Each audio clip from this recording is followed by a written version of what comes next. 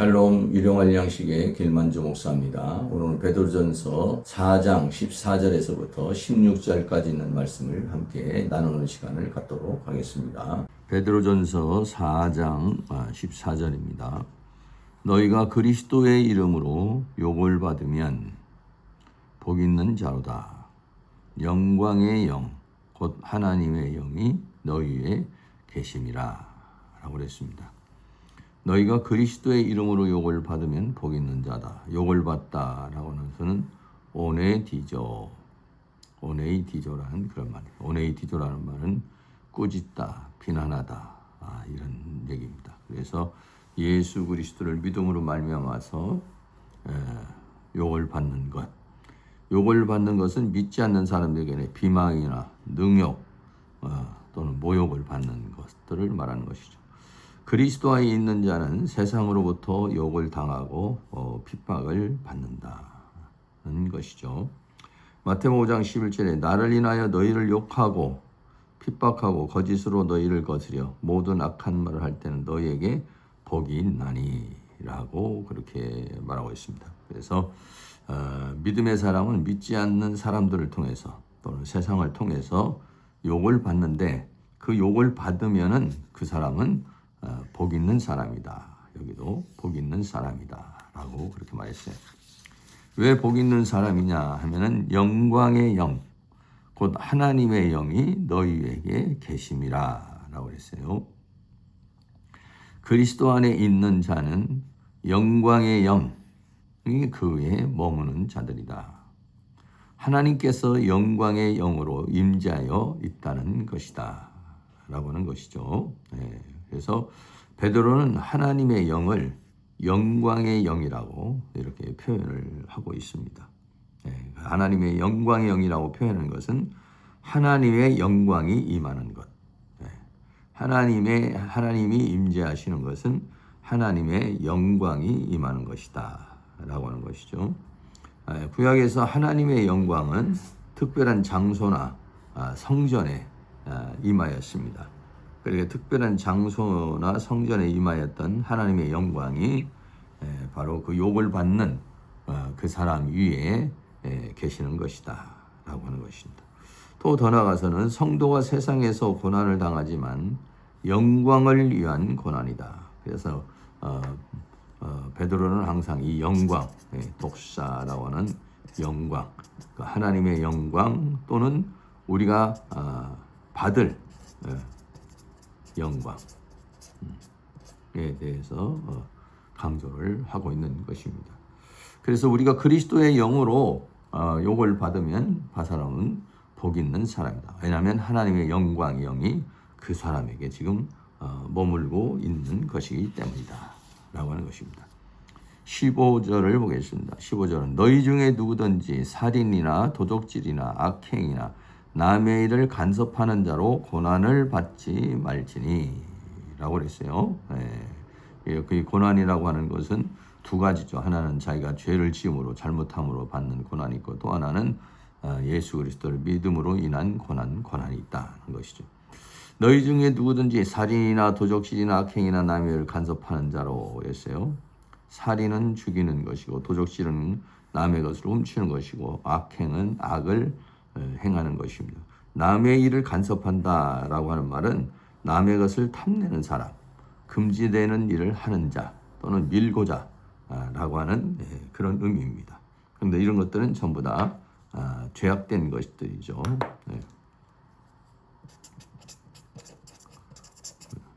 죄악된 것들.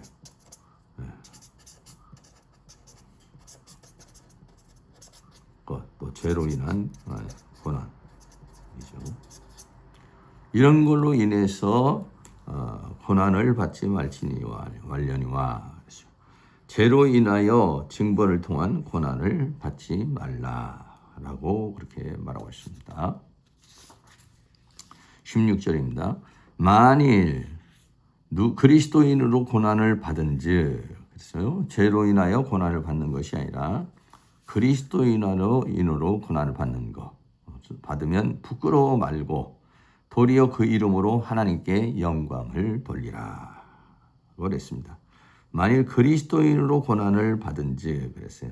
그리스도를 믿는 믿음으로 고난을 받는 것이죠. 네, 그래서 그리스도인에서의 믿음으로 그리스도인으로서의 삶을 통해서 받게 되는 고난, 하나님 말씀대로 살고 하나님의 말씀을 증거하고 이러한 모든 삶을 포함하는 것이죠.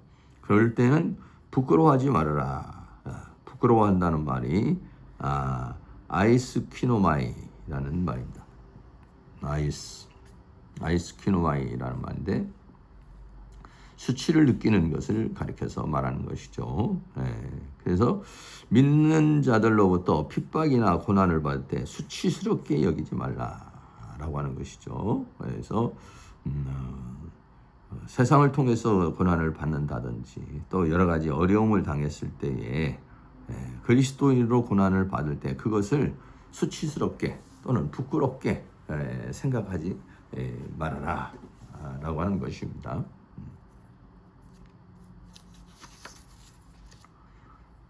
베드로는 한때 예수 그리스도를 부인하고 맹세하고 저주를 하였다.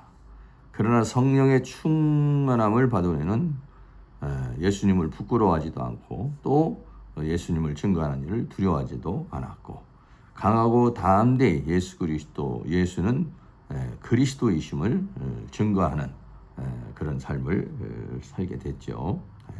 사도행전 4장에 보면은 이제 베드로와 요한이 사내들인에 갇혀서 증거하는 말씀인데요. 그리고 그 사내들인 공의원들에 의해서 위협을 당할 때 이렇게 말합니다. 베드로와 요한이 대답하여 이르되 하나님 앞에 너의 말 듣는 것이 하나님 말씀 듣는 것보다 옳은가 판단하라. 우리는 보고 들은 것을 말하지 아니할 수 없다라고 그렇게 말씀합니다.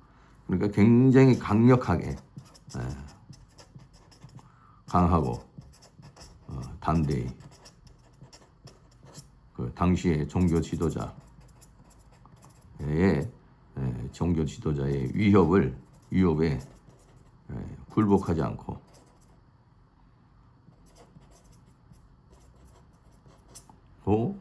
강하고 담대하게 말하는 것을 보게 되는 것이죠. 디모데후서 1장 11절로 내가 이 복음을 위하여 반포자와 사도와 교사로 세우시고 일만다.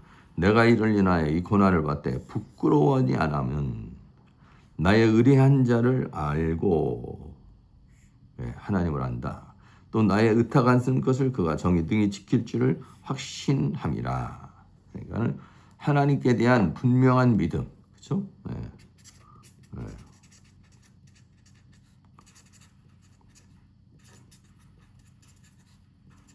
분명한 믿음이 있기 때문에 부끄러워하지 않고 수치스럽게 생각하지 않고 오히려 자랑스럽게 생각하며 복음을 증거했다라고 그렇게 말하고 있는 것입니다. 내가 복음을 로마서 1장 16절 내가 복음을 부끄러워하지 아니하면 이 복음은 모든 믿는 자에게 구원을 주시는 하나님의 능력이다 라고 하는 것이죠. 누구도 이 복음을 듣지 않으면 구원을 받지 못하는 것이기 때문에 이 복음을 부끄러워하지 않았다라고 그랬습니다.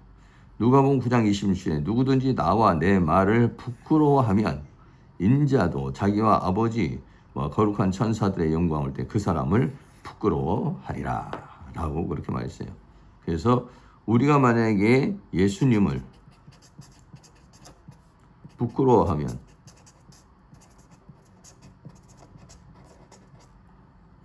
예수님께서도 하나님과 천사들 앞에서 그 사람을 부끄러워할 것이다 라고 그렇게 말하고 있는 것입니다. 그리고 부끄러워하지 말고 도리어 그 이름으로 하나님께 영광을 돌리라 그랬어요. 그리스도인이라는 이름으로 부끄러워하지 말고 강하고 담대히 증거함으로 하나님께 영광을 돌리라 라고 그렇게 말하고 있는 것이죠. 그래서 예수 믿는 것, 예수 믿는 것을 부끄러워하지 마라.